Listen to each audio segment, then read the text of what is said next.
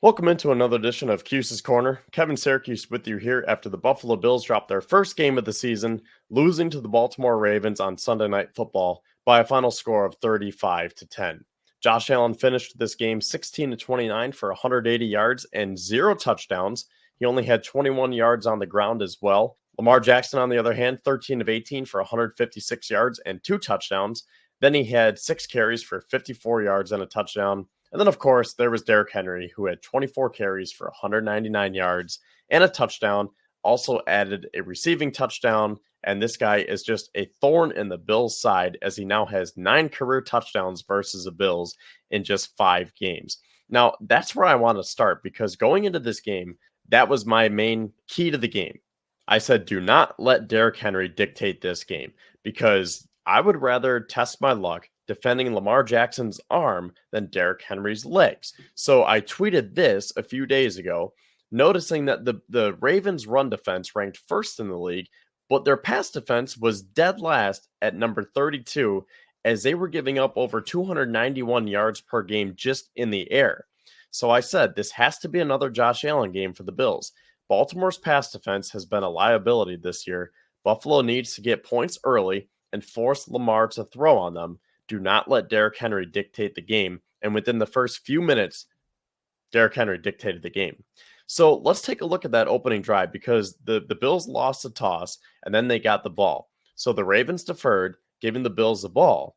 Now, this opening drive could be somewhat controversial because the Bills were very aggressive at first, and I liked how the offense was clicking. They were finding Dalton Kincaid over the middle because that was another key to the game. The middle of the defense for the Ravens was weak, so we've heard. Kevin Masseri and I had Kevin Ostreicher on from Locked On Ravens on Going Deep Buffalo this past week, and he said that Roquan Smith was not playing to Roquan Smith levels. And PFF, his PFF grade was only a 54.0. So I said, okay, let's attack the middle of the field here, right? You want to attack those linebackers and spread the ball out and try to get your offense to click. And if you get points on them early, again, Derrick Henry can't have his way. And that's pretty much the opposite because if you take a look at that opening drive, it got to 4th and 1. And I like this. Sean McDermott was aggressive. He's been aggressive so far this year. And he said, let's go for it. So it was 4th and 1 on their own 39-yard line. Josh Allen ran to his left, or he snuck it to his left for a gain of 3 yards. So 1st and 10 at the 42, James Cook, 8-yard run. 2nd and 2, Ray Davis, no gain. Brings up 3rd and 2, Josh Allen's pass goes incomplete to Kincaid. Then it's 4th and 2 at the 50-yard line. And that's when McDermott said, let's punt. Now, in the moment, I said, okay, that's fine because you don't want to get too aggressive. But now going back and looking at it, maybe this is a time that the Bills should have said, you know what? No, let's be aggressive because we don't want what happened to happen. And there's no way of saying that, right? There's no way of knowing that Derrick Henry is going to rip off an 87-yard run. And you want to have trust and confidence in your defense. But at the same time, the very next play was an 87-yard run from Derrick Henry. And I know a lot of people are going back and critiquing McDermott now, saying, you were aggressive on your own 39. Why not continue to be aggressive on the 50-yard line? And there was another time that they punted, either in the first quarter or the second quarter. I know it was in the first half, though. And people were saying on Twitter, can't fall back into your old ways of being conservative. You need to be aggressive. You have a generational talent at quarterback. You need to trust that. So basically, when the Ravens scored that touchdown, you could just feel that momentum shift. Now, there was still plenty of game left, and the Bills clawed their way back into it. But that was Baltimore's way of kind of stamping their foot into the ground and saying, this is our game, and this is how we're playing tonight. We're going to play bully ball, and we're going to smack you around, and we're going to see if you're actually tough enough to come back. Because you know how Baltimore wants to play, right? Like Lamar is not going to drop back 40 or 50 times, and they don't have the wide receivers. They don't have the personnel to run that type of offense. They literally want to play bully ball and see if they are, or see if you are tough enough to be able to smack them back. So you could kind of feel the mood of the game shift as soon as Derrick Henry did that. And you're like, oh boy, we're in for one tonight, aren't we? So then, sure enough, like I said, the Bills did claw their way back in. It was 21-3 at the half, and they made the proper halftime adjustments. So it's 21-10. The Bills do get a touchdown thanks to a miraculous play from Josh Allen, literally falling out of bounds with 3 or 4 Ravens draped all over him. And again, he puts a cape on. An amazing throw down 52 yards to Khalil Shakir, setting up a Ty Johnson 3-yard rushing touchdown. So it's 21-10. The Bills force the Ravens to punt. They get the ball back, and their offense is finally starting to click. They finally look like a competent team like we saw over the last 3 weeks. They're driving down the field, and then 2nd and 7 out of nowhere, Joe Brady calls a trick play, a direct snap to Curtis Samuel, who, by the way, is getting paid up to $30 million dollars and only had 2 catches on 2 targets for 8 yards tonight. And the only way that they were able to use him was for one of the dumbest plays that I've seen in a long time. And I've seen a lot of dumb plays, especially going back a while with some of these Bills teams that we've had. But 2nd and 7, you cannot call that there because you finally had the momentum. And then that was a turning point in the game. You just gave all the momentum right back to Baltimore. And then you add in a couple of big runs from Derrick Henry, the Lamar Jackson rushing touchdown, a missed field goal from Tyler Bass again. And just like that, bada bing, bada boom, it's 35-10. And Mitch Trubisky's in the ball game. And you're kind of throwing up the white flag saying, all right, we'll come back and get him next week. But if you look at this play, what was the idea here? Because you have 9 guys behind the line of scrimmage, and the only 2 wide receivers who were lined up out wide were Keon Coleman and Matt Collins. And if you take a look at the replay, they weren't even running hard out of their breaks. They left from the jump and they were jogging. So I'm not sure where Josh Allen was supposed to go here. And again, if your offense is clicking in that moment, why are you putting your generational franchise quarterback at risk? He almost got hurt. Kincaid was coming up a little bit limp. Just an ugly, ugly sequence for the Bills. And look, I'm not trying to say that this is Joe Brady's fault. There were a lot of things that went wrong tonight, but that was one of the main turning points in this game. And I tweeted this after the game, so I will reiterate it here. I love what Joe Brady's been able to do so far in his young career as a Bills offensive coordinator. I think he was so much better than Ken Dorsey last year, and the first 3 games this year were really good too.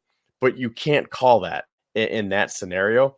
And because of that, and just how stale the offense was tonight, there was no rhythm, no balance, not a lot of pre-snap motion. And their famous motto, everybody eats. Well, no one really ate tonight. Everyone was snacking at the most. So I think that, I got to admit, this was probably Joe Brady's worst game as offensive coordinator. And something else that I said after the game, and I'll reiterate here, is that sometimes it's really good to have these great young offensive and defensive minds, right? Like the last few weeks, everyone was thinking like, oh man, Joe Brady is one of the next up and coming great young minds. He's going to be a head coach next year. Look what Bobby Babich has been able to do. He's been able to rise in the rankings here. He was working with the linebackers last year. Now he's a defensive coordinator. What if he gets a job? What if he's going to become the next head coach? And maybe, people were a little bit slower on that than the Joe Brady talk. But my point is, it's great when you have those young minds. But in a game like this, when you go up against an experienced team like the Ravens who wants to smack you around and play that bully ball, you got to be able to adjust. And that's when that youth can catch up to you, because the Bills were just totally outcoached and outplayed tonight. It looked like they were sleepwalking. They didn't know how to respond. And again, right from the get-go, Baltimore just kind of punched them in the mouth, and the Bills didn't know how to punch back. So, the Bills lose their first game of the year. The sky is not falling. If you would have said at the beginning of the year that the Bills would be 3-1 going into Houston, I think just about every one of us would have taken it, right? But now these 2 games are huge. You got to be able to beat Houston and the Jets. But I will say, if you drop one of those, you're still 4-2. So you have to at least get one out of these next 2. We would prefer to get 2, and that way the Bills are 5-1 coming home to face Tennessee. But at the very minimum, you at least need to have one of those games. And I think everyone would love to go beat Stephon Diggs next week in Houston. But they got to figure this out on offense, because I said it a few minutes ago, and I'll say it again. Curtis Samuel is getting paid $8 or $9 million a year, and you have to be able to get him more involved than just 2 receptions. Marquez Valdes-Scantling, he didn't get the big contract that Curtis Samuel got. There wasn't a lot of money. There weren't a lot of guarantees. There wasn't any term. I think it was just a 1-year deal. But again, he had 1 target tonight, 0 receptions, 0 yards. He was supposed to have a role on this team. You got to be able to figure out how to get these guys involved. Dawson Knox, he signed a 4-year, $52 million contract extension. Now, granted, the Bills were able to shave some of that off because Knox took a pay cut this offseason. So thank you, Dawson Knox, for that. But he's still one of the highest paid tight ends in the league. And the fact that he is not involved, I think that's pretty concerning. I mentioned Dalton Kincaid. He finished with 5 catches for 47 yards. I mean, okay, but I would like to see the Bills do more with him. They need to be able to figure out how everyone can eat consistently, because when you go up against a good team like the Ravens, they're going to be able to combat that. And you have to be able to punch back, as I was just saying. So going back to Dawson Knox, he had 1 catch for 0 yards tonight. And if you pull up his season stats, he now has 4 catches for 30 yards and 0 touchdowns. And I think a night like tonight, a lot of us were missing that alpha wide receiver, right? Maybe not Stephon Diggs, because I think that ship kind of sailed, but you want to be able to trust someone in those moments. Now, I thought it was going to be Dalton Kincaid. I thought he was going to be the Bills' leading receiver this year, and he still might be. But it just seems like the Bills are trying to piece it together when they go up against these good defenses, and I'm not sure if that's going to cut it. And again, it's still early. They can figure it out. And maybe if the Bills weren't, or if Josh Allen wasn't getting rushed all night, the Ravens, with all those blitz packages, they were just in his face right from the get-go. The Bills couldn't really establish a line of scrimmage. James Cook couldn't get going. So I understand, like, there are a lot of things that go into it.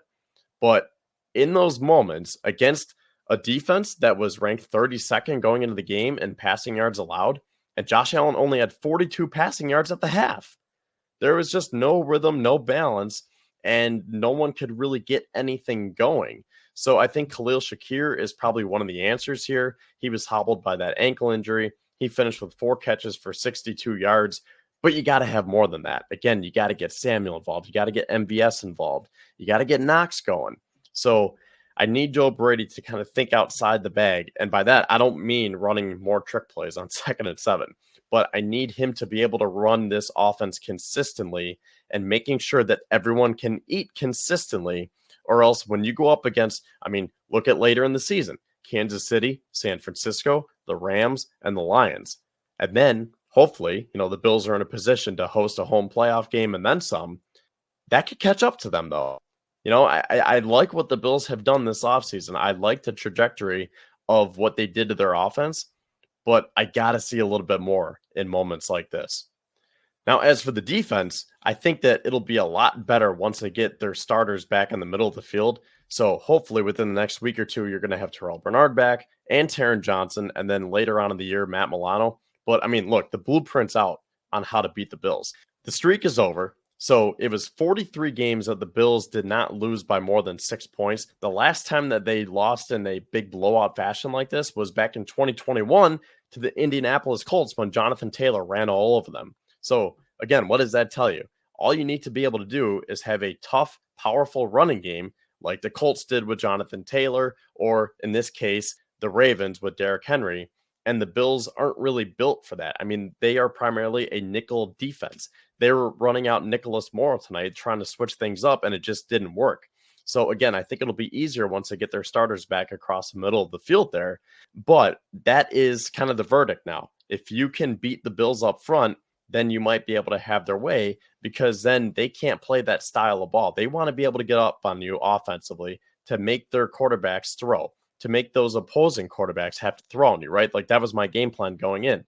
Make sure your offense can click, go up by a score or two. That way you take it out of Derrick Henry's hands and put it into Lamar Jackson's, because they play that 2 high cover shell. They play nickel defense, and that's how they want to beat you. So I think the bad news is teams know how to beat the Bills now. The good news is there aren't a lot of Derrick Henrys. He is one of one. So you couple that with the fact that the Bills should be getting healthier, and I think that should make things easier for the Bills. But the Bills clearly have a lot of work to do going into Houston next week to take on old friend Tim Settle. Oh, and Stephon Diggs too.